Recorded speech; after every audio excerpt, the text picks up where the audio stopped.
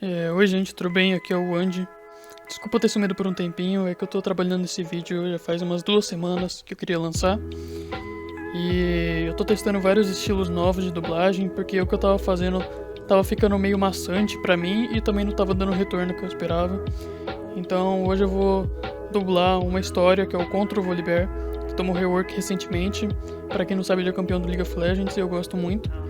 Então eu vou dublar uma história que eles lançaram aqui e colocar alguns sons de fundo para poder deixar mais imersiva ela. Espero que vocês gostem e assistam o vídeo. Valhir! O deus urso adormecido se mexeu de leve, sem abrir os olhos.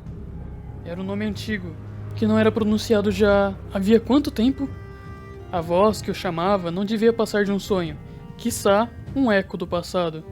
Ele bufou e enterrou a cabeça ainda mais profundamente na neve espessa, e continuou em seu sono longínquo. Valhir, com seu nome e com este sangue, eu o evoco! Os olhos do semideus se abriram, com as pálpebras trêmulas. A voz falava de meia terra de distância, mas soava nítida, como se estivesse bem ao seu lado. Com um grunhido baixo, o imenso urso se ergueu, colocando-se de pé. Uma avalanche de neve despencou de seu corpo colossal, ocasionando um tremor na terra. Ele chacoalhou os pelos e voltou a cabeça pesada para ambos os lados do horizonte, farejando. Quando sentiu o cheiro do tributo de sangue no ar, um arrepio lhe perpassou o corpo. Alguém, em algum lugar, arranjara pedras no formato da runa dele. Fizeram um sacrifício em seu nome. Ele sentiu o poder da adoração fortalecendo seus membros. Valhir! Clamamos por sua fúria! Dê-nos força! Cada morte é uma oferenda, uma promessa de batalha, massacre e adoração.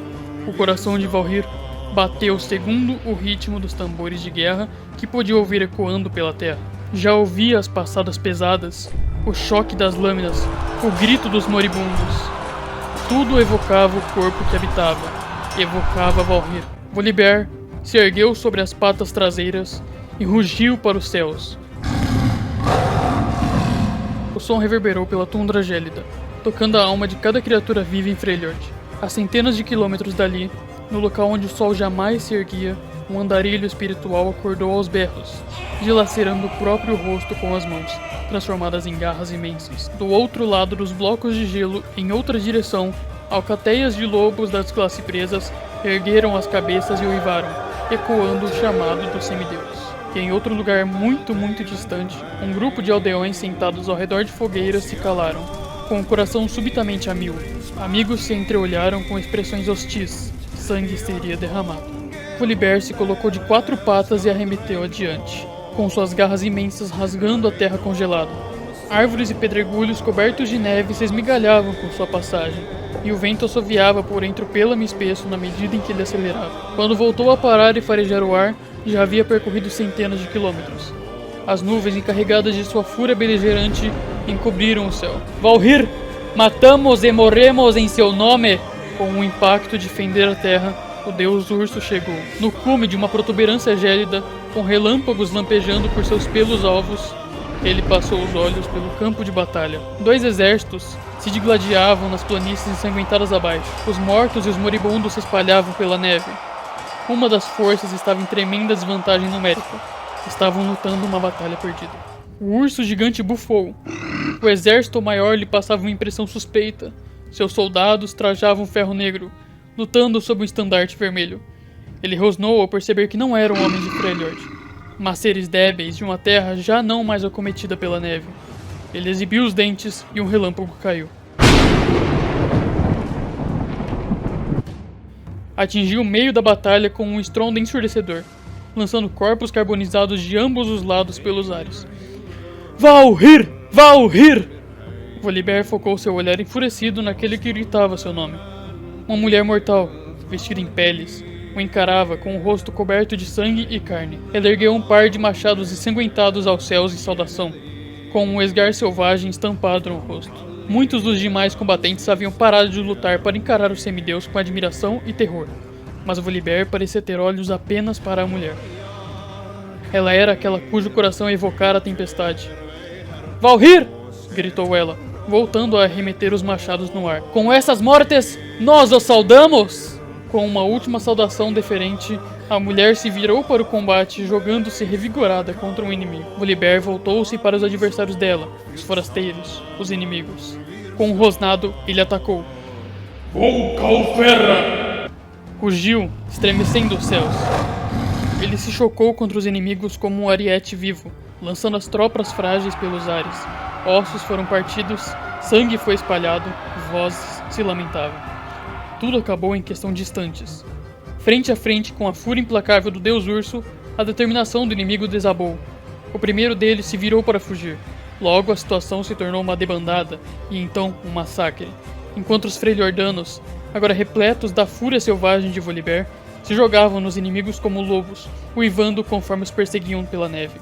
Volibear assistiu satisfeita à matança, com sangue pingando de sua mandíbula. A mulher que o evocara caiu de joelhos em referência e curvou a cabeça. "Oh, grande Valhir!" entoou ela. "Sou a mãe de guerra, Raeta, a mão ensanguentada. Por sua intervenção, nosso vilarejo foi salvo." Quando o ímpeto sanguinário de Volibear começou a minguar, ele percebeu as fazendas e as casas de pedra. Ele estreitou os olhos. Voltou-se para a mulher ajoelhada. Diante dela, que era pelo menos umas 4 vezes menor que ele, o Deus Urso assomava, e crescia mais e mais conforme a raiva voltava. Sua poderosa forma era marcada por velhas cicatrizes e novas marcas de batalha. Marcas que se orgulhava em carregar. Suas garras colossais pingavam de sangue e tripas. A vontade de rasgar e lacerar continuava forte. Ele rosnou para a mãe de guerra. Ela o encarou confusa. Ficou claro que a língua antiga fora esquecida. "Levante-se!" Resmungou no idioma mais jovem, maculado, que ela falava. "Um guerreiro não se ajoelha perante ninguém." O olhar dele se fixou em algo mais distante ao longo do vale. Um grunhido perigoso surgiu do âmago dele, repleto de uma promessa de violência.